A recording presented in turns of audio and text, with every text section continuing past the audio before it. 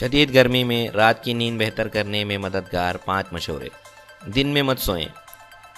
गर्मी में दिन के वक्त न सोना इसलिए बेहतर हो सकता है क्योंकि इससे अगली रात को आपको सोने में दुश्वारी नहीं होती। पानी का बकसरत इस्तेमाल करें। दिन के औकात में ज़्यादा से ज़्यादा पानी पिएँ। ताहम सोने से थोड़ी देर कबल ज़्यादा मकदार में पानी पीने से गुरेज करें। क्या पीना है इसका ध्यान रखें। सॉफ्ट ड्रिंक के हवाले से मोहतात रहें। ज़्यादातर सॉफ्ट ड्रिंक्स में कैफीन पाई जाती है जो हमारे मरकज़ी नर्वस सिस्टम को मुतहर्रिक करके हमें जागे रहने पर मजबूर करती है। बिस्तर कैसा होना चाहिए। अपने बिस्तर पर कॉटन की चादरें इस्तेमाल करें। कॉटन की चादरें पसीना बआसानी जज्ब कर लेती हैं। कमरे को ठंडा रखें। दिन के औकात में कमरे की खिड़कियों पर पर्दे डालकर रखें ताकि सूरज की रोशनी बराह रास्त कमरे में दाखिल न हो सके।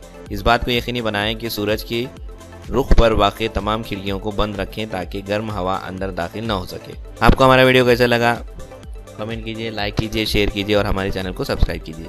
Keep watching.